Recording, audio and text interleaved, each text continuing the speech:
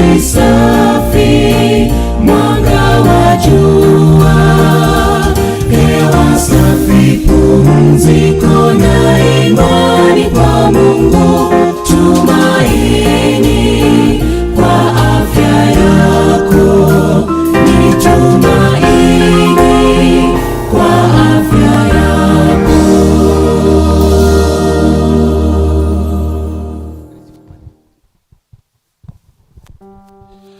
Njombe Net Event 2026. Tumaini lenye baraka. Hebu tusimame dakika moja ya afya. Lishe bora na mazoezi, maji safi, mwanga wa jua, hewa safi, pumziko na imani kwa Mungu, tumaini kwa afya yako. Lishe bora, lishe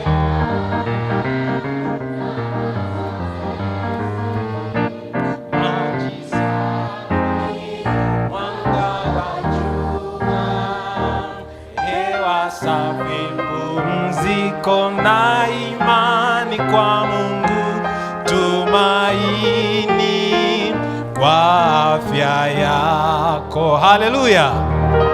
Hebu tukae. Hao wanafunzi wamenibariki sana. Mungu awabariki sana. Wanaimba vizuri, wamekalili wimbo. Kwa kweli natamani muwepo mpaka mwisho wa mkutano.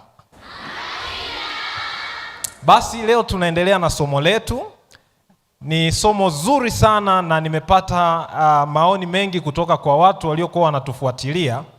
Ni somo linalohusu kanuni za kula kifalme. Kanuni za kula. Sasa jana tuliangalia kwamba hatutakiwi kula mara kwa mara au kula ovyo ovyo. Kwa sababu gani? Tukila ovyo ovyo tuliona namna gani tunaweza kuathiri mwili wetu. Mwili wetu ni kama mashine ambayo ukiwasha sehemu moja, umewasha mfumo wote. Na unapokuwa unakula mara kwa mara, basi utapata matatizo katika mfumo wa umeng'enyaji wa chakula. Kwa hiyo kupitia jana tulipata kujifunza kanuni ya muhimu kwamba tunatakiwa kula kwa wakati sahihi. Na wakati gani ni sahihi? Ni wakati ambapo unasikia nini? Njaa. Na hautakiwi kula kitu kingine chochote katikati ya nini? Ya milo. Sasa kabla sijaendelea na mada ya leo, ya sehemu ya leo, tuende kwenye saba zetu. Leo tunajifunza saba ya mwisho. Hii saba ya mwisho ni makundi ya chakula. Je, unajua kwamba kuna makundi saba tu ya chakula? Kundi la kwanza ni wanga, kundi la pili ni protini, kundi la tatu ni mafuta, kundi la nne ni vitamin, kundi la tano ni madini, kundi la sita ni nyuzi na kundi la saba ni maji. Mwamgeukie rafiki yako umwambie, je, ulikuwa unajua hilo? Kwamba hata vyakula vimegawanyika kwenye makundi mangapi? Kwa hiyo tunaendelea kusisitiza kwamba Mungu wa Sabato ndiye Mungu muumbaji wa kila, ndiye aliyeumba hadi chakula. Na leo nadhani ndio nitakuwa nimehitimisha huu mfululizo wa hizi saba kwa sababu hizi zilikuwa zinatuandaa tu na somo la Sabato ambalo kesho Pastor Butoke ameniahidi kwamba kesho atafundisha kuhusu Sabato. Bwana Yesu asifiwe. Sasa je, kuna maelekezo yoyote kwenye Biblia juu ya wakati sahihi wa kula? Zaburi 104 fungu la 27.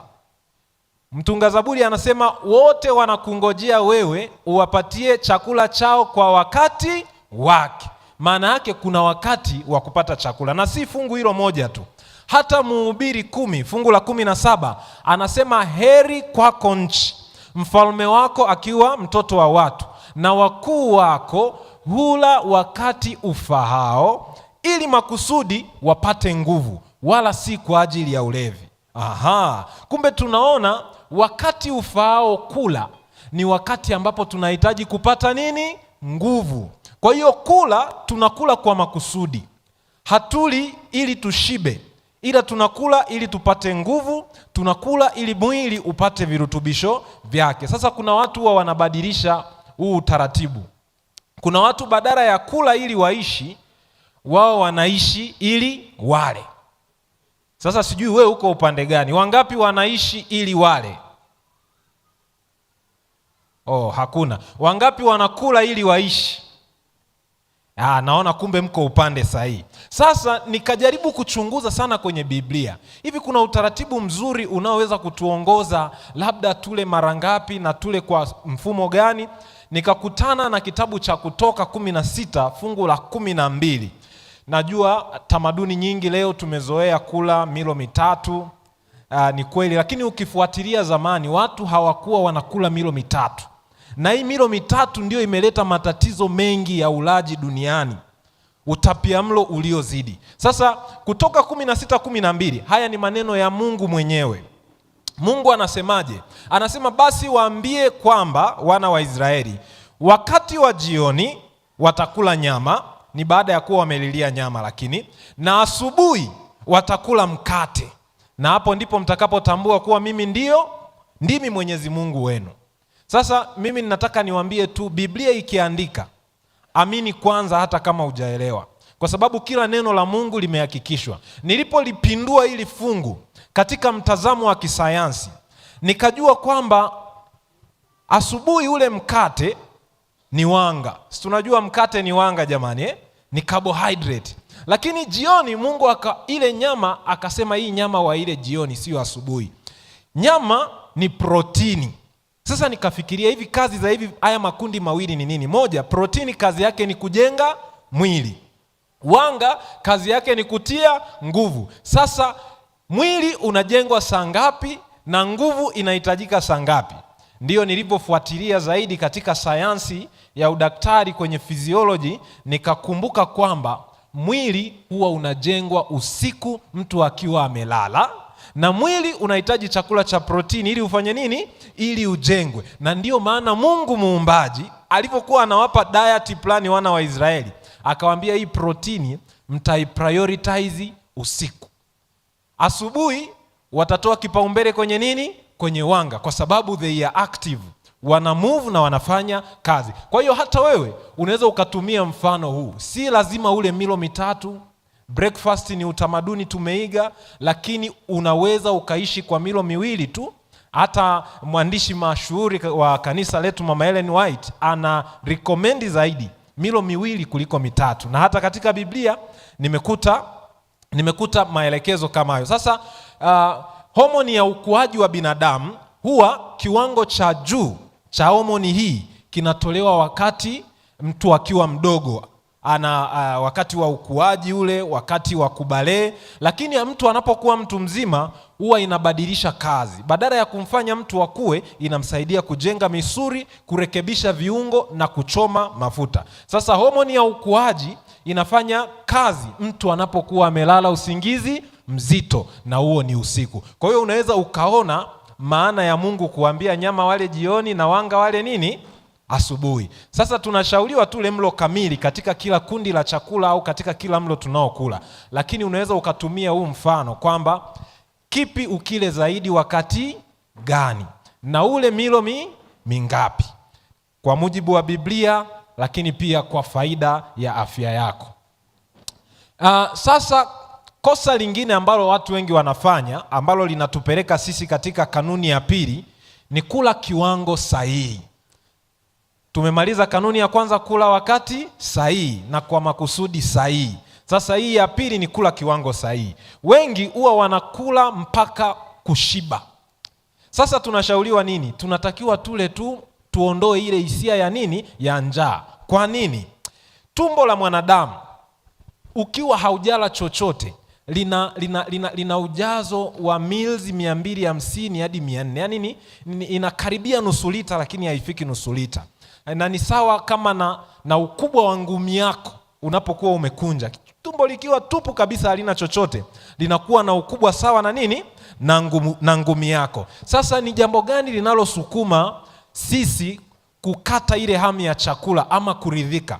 Kuna mambo mawili. Moja ni kujaa kwa tumbo. Chakula kinapokuwepo tumboni Tumbo lina vinasa taarifa vyake. Vikiona tu chakula kimeingia linaanza kustretch, linaanza kutanuka. Vile vitoa taarifa vinaanza kufanyaje? Kupeleka taarifa kwamba kuna chakula tumboni, sasa huyu mtu muondoleeni hamu ya kula ili aishie hapo. Sasa njia hii huwa sio moja, ziko mbili. Njia ya kwanza inatumia homoni, njia ya pili inategemea huko kustretch kwa tumbo. Kwa hiyo unaweza ukasikia hali ya kuridhika na chakula kwa sababu ya homoni. Na hizi homoni huwa zinapima kiwango cha nishati ambacho mwili unacho kwa wakati huo.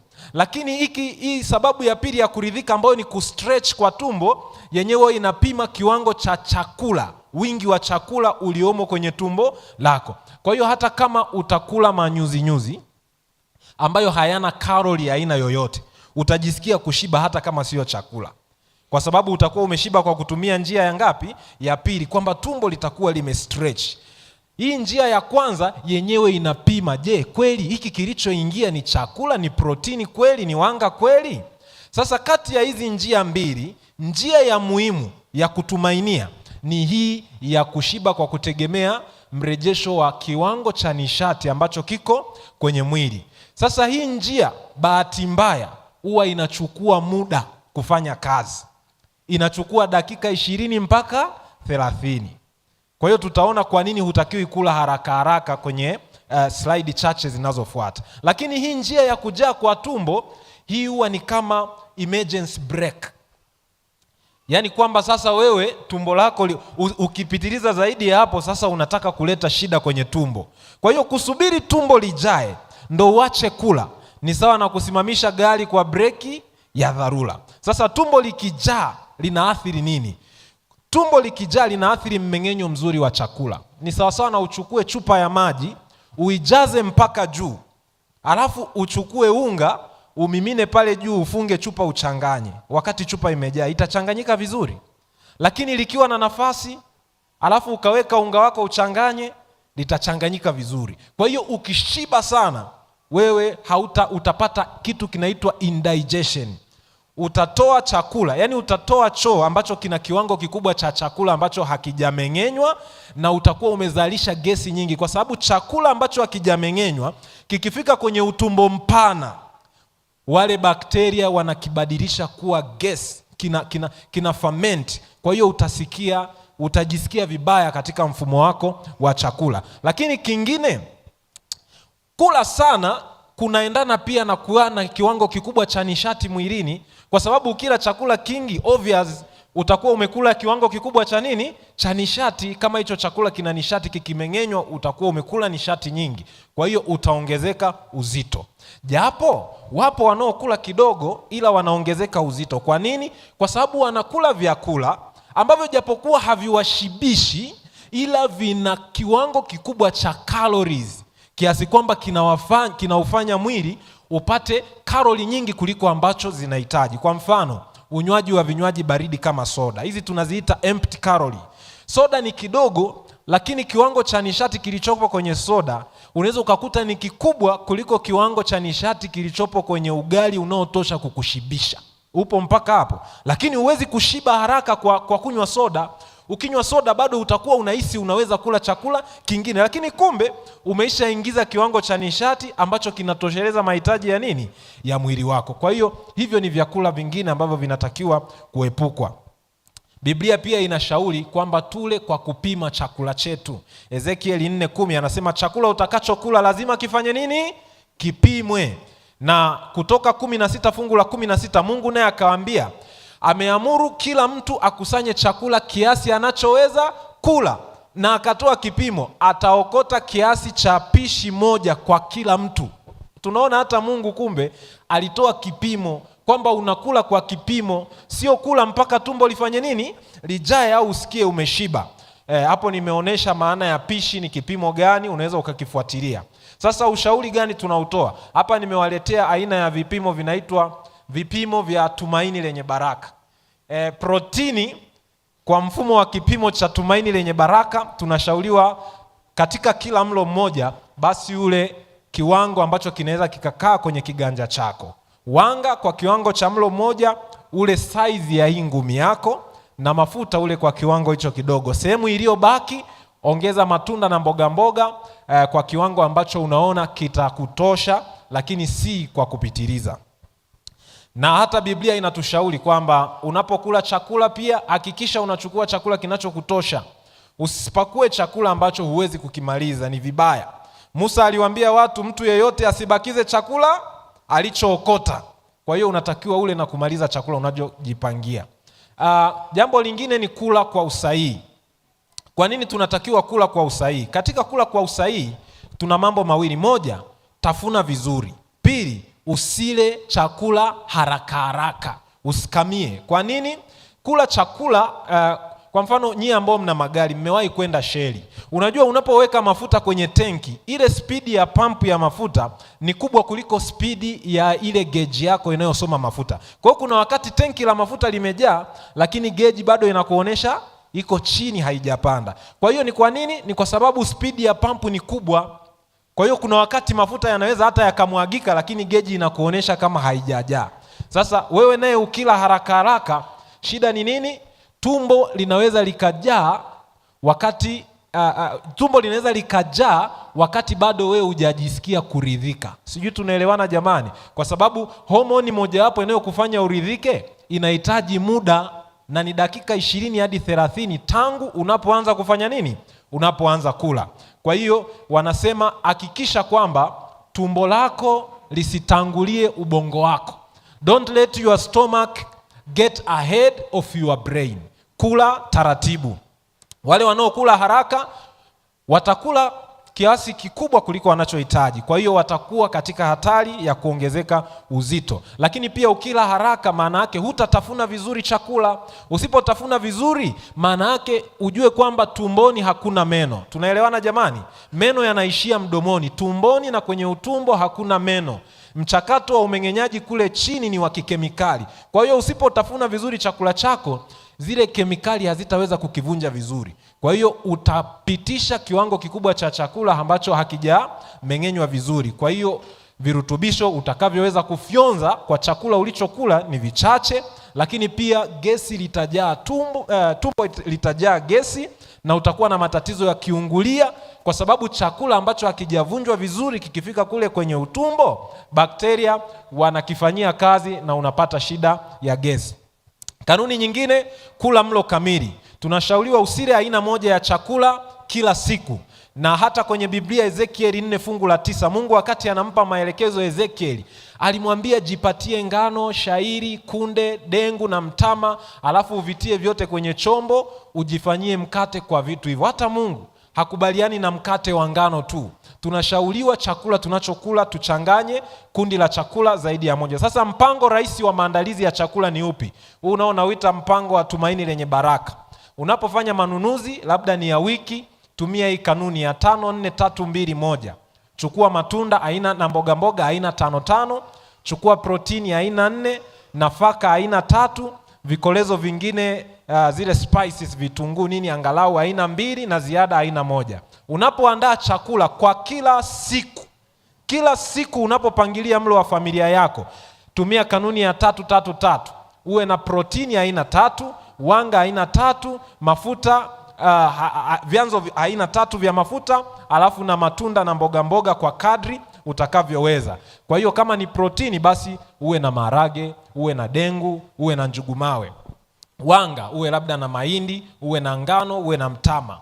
Na vyanzo vya mafuta uwe na vyakula kama avocado, labda na olive oil kidogo na mafuta mengine ambayo ni salama. Alafu katika kila mlo unachukua kundi moja na labda tunda moja. Alafu mlo unaofuata labda kimoja na mboga mboga. Usichanganye matunda na mboga mboga kwa wakati mmoja. Mlo huu ukila matunda, mlo huu mwingine kula nini? Mboga. Ukivichanganya pia huwa vina shida. Mboga zinapomeng'enywa zikakutana na sukari ya matunda huwa vinatengeneza gesi. Jambo lingine, tenganisha chakula na maji. Kwa nini? Maji, kwa sababu mchakato wa umeng'enyaji ni wa kikemikali. Maji huwa yana dilute, yanapunguza ukali wa ile tindikali. Japokuwa wanasayansi bado wana debate na hili, lakini hata Biblia inashauri maji kwa wakati wake, chakula kwa wakati wake. Kwa hiyo ukinywa maji yatadilute digestive enzyme na utapunguza mchakato wa umeng'enyaji na hautakuwa na matokeo bora. Lakini pia maji kwa sababu yanaweza kuwa ya baridi yatashusha joto la ule mfumo mzima. Kwa hiyo mwili utatumia nguvu nyingine zaidi kupasha joto ili umeng'enyaji uweze kuendelea. Kwa hiyo utakula chakula kwa wakati wake, utakunywa maji kwa wakati wake. Epuka vikolezo vingi vya chakula na vyakula vyenye mafuta mengi kwa sababu vinatumia muda mrefu kwenye tumbo na kukuletea madhara. Pia kuhusiana na aina ya matunda na mboga, basi zingatia kujua namna ya kuvitofautisha, na Mungu akitujalia kesho basi tutaangazia hilo lililobaki na kuanza somo letu la mtego wa unene. Nimesema nini? Mtego wa unene. Je, utauepuka vipi? Tuungane kesho na Mungu awabariki. Njombe.